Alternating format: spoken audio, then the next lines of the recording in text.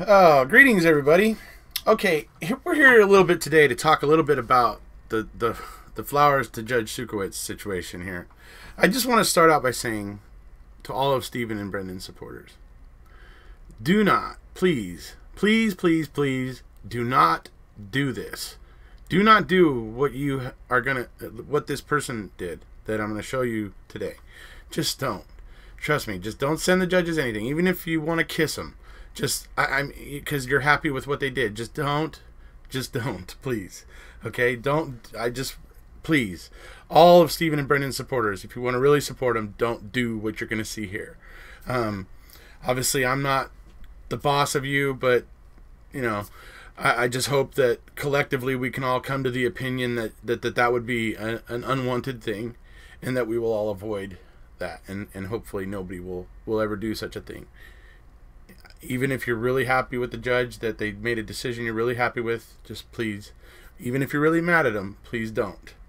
Okay, so what we've got here today is, you know, we all know about the flowers that were sent to Judge Sutkiewicz, and that she immediately called the law enforcement when she saw them, and they were checked out and all that. Well, recently, Redditor 7 Pairs of Panties made the FOIA request that got the incident report, and the incident report tells us that the person who ordered the flowers is somebody by the name of Laurie, and it turns out that Laurie is pretty closely connected with Dennis Vogel, who we all know as the villain DA in Stephen's 1985 case, who clearly knew about Gregory Allen, was alibying Gregory Allen, telling people that he was in Sturgeon Bay the day that he raped Penny Burnson. Okay, so giving alibis for the guy. I mean, the total villain of the 1985 case with Stephen. And what we have here is somebody pretty closely related to him that sent these flowers, that felt comfortable, that thought it was just no big deal, which would suggest that she feels comfortable around the courts, or around, you know, like, it would suggest that she feels this kind of comfort with that type of situation. Could be because she has, you know, a family member like Dennis Vogel, who's very much a wheel in that system, as it were. Anyways, whatever the case may be, the flowers were sent, and it basically turns out that the person that sent them was very closely related to Dennis Vogel. So we're going to go ahead and move into that now. I'll show you the documents here. What it is actually newspaper clippings that show it. Well, first thing I'm going to show you is the incident report, and then we're going to go into some newspaper clippings that show the familial relations between Laurie and Dennis Vogel. So we're going to start out with the incident report here. Here we go.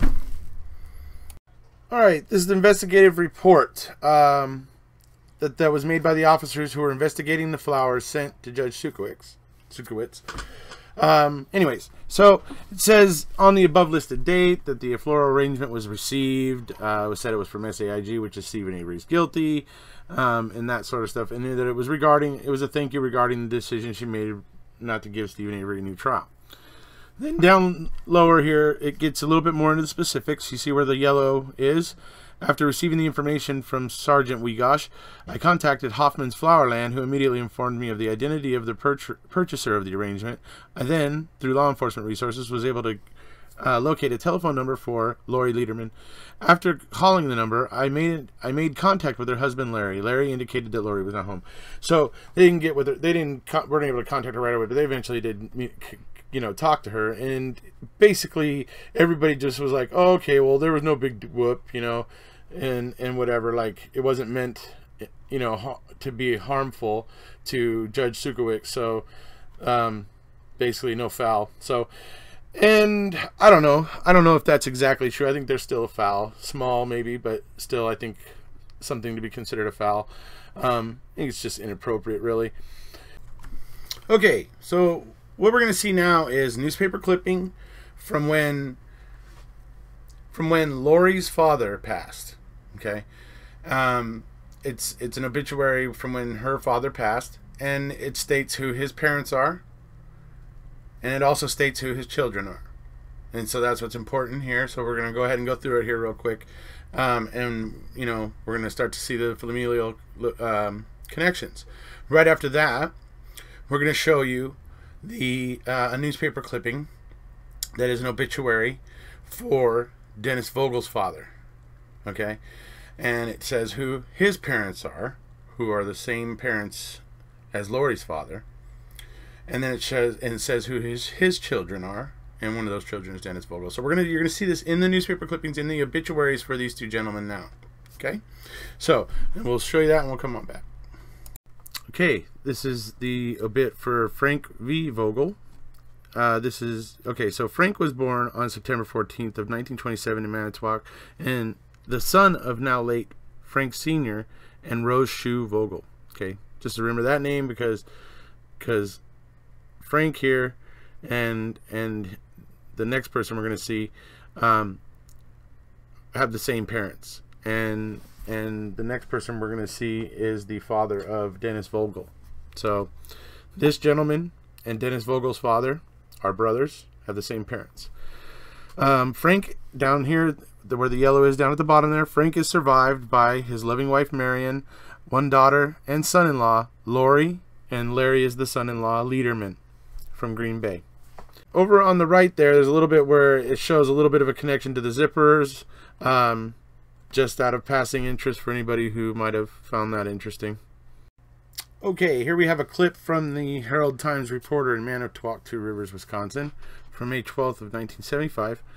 Raymond Vogel, age 38, of Flint, Michigan, died Thursday evening. Funeral services and such. Okay.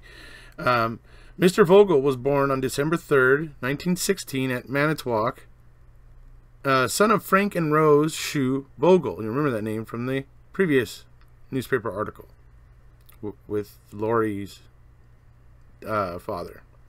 So they both, we know that they both have the same parents. So then you get down. His survivors of his own survivors include his wife, the former Helen Messmer, a son Dennis Vogel, who we all know, at home, and a daughter, Miss Kathleen Miller. Now it also says down there that he has his parents had 6 brothers. So that's, there's a lot of family there.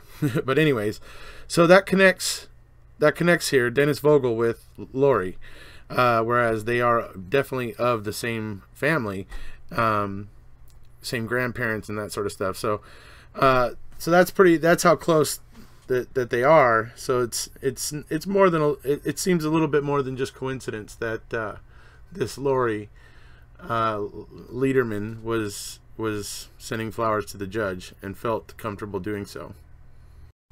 Okay, are any of you, is your head spinning, like trying to figure out these connections? All right, let me help you out real quick.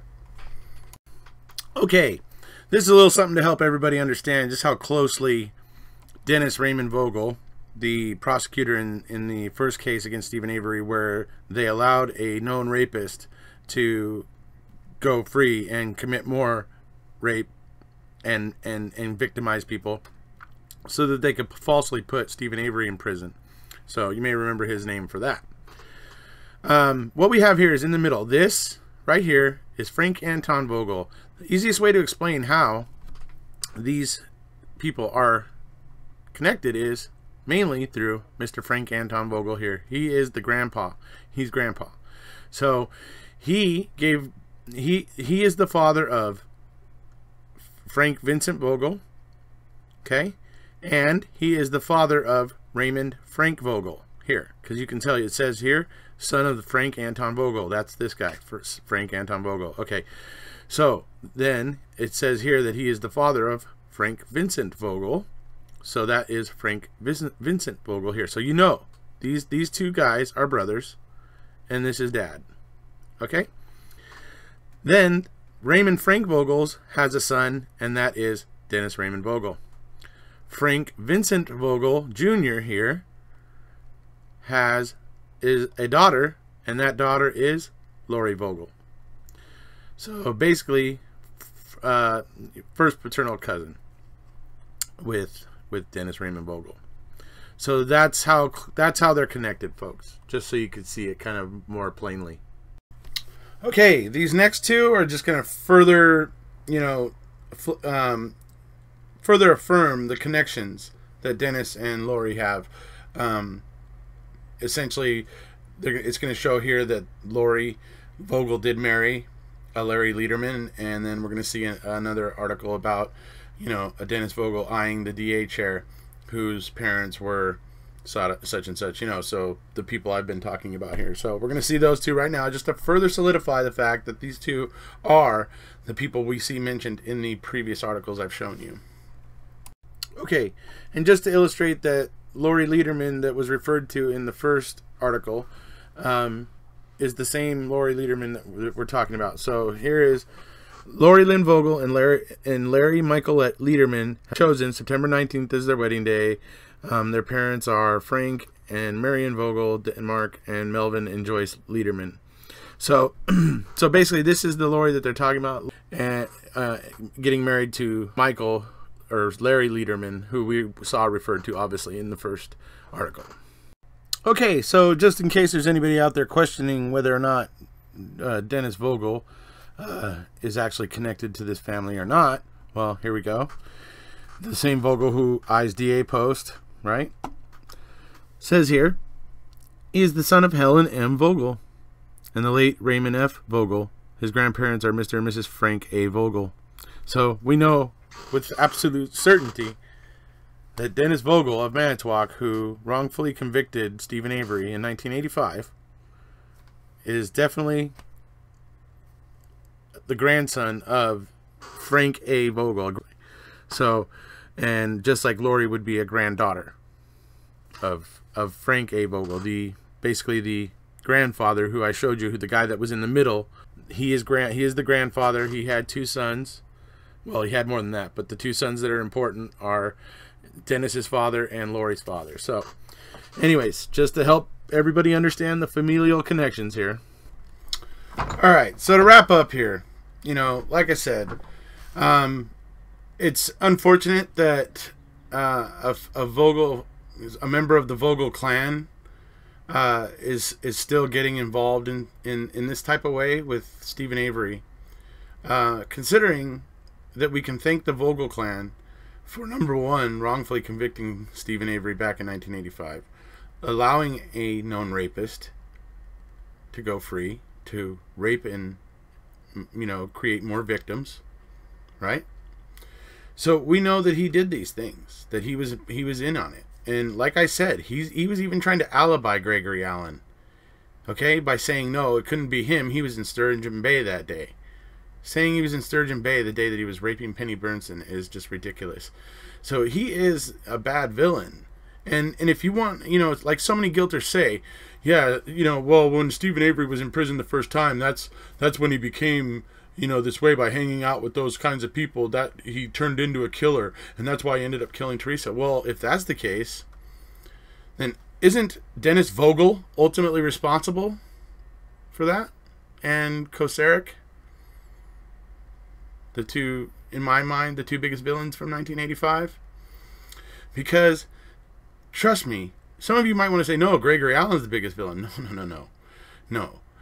Gregory Allen was a weak man who was seeking to give himself some confidence and got some kind of self-worth out of victimizing women and making them fear and humiliating them. Okay, he is a very weak person. He couldn't control himself, and he became an absolute abhorrent person. Okay? But still weak when it comes down to it. A weak person. Okay. Vogel and Koceric are a little different level, folks. They have the sophistication, okay, to choose to allow that train wreck to continue on and victimize more people. And by train wreck, I mean Gregory Allen.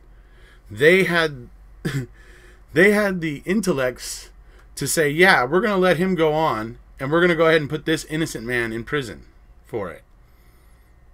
Okay, conscious decision, and it can't be denied at this point. He's alibying Gregory Allen when he shouldn't have. I mean, we just know that there was nothing done correctly in '85. That is clear because Stephen, that it's already been proven that conviction was bogus, right? So why shouldn't Dennis Vogel be in some way responsible for this as well? Because he's the one that knowingly put an innocent man in prison, where he, like, if you listen to some of the guilters tell it, that's where Stephen Avery got the taste for killing, and that's why he killed Teresa. Yeah. So I would say, you know, you really, if you're in the Vogel clan, probably don't want to be getting too close to this case. But beyond that, I don't think anybody should be sending anything to any judges. I said at the beginning that I would encourage and really ask supporters, obviously, not to do it. But I would also advise you guys on the other side over there at SAIG, over at Stephen Avery's Guilty, to also not do it. But I think you guys probably have learned your lesson by now. You know, I would think you have, you know, after what this became. So hopefully we won't see any more of these shenanigans, and everything can go on, and we can eventually, you know, see where all of this leads. But I really would say, on both sides, please stop sending stuff to the judges. It's completely unnecessary and inappropriate.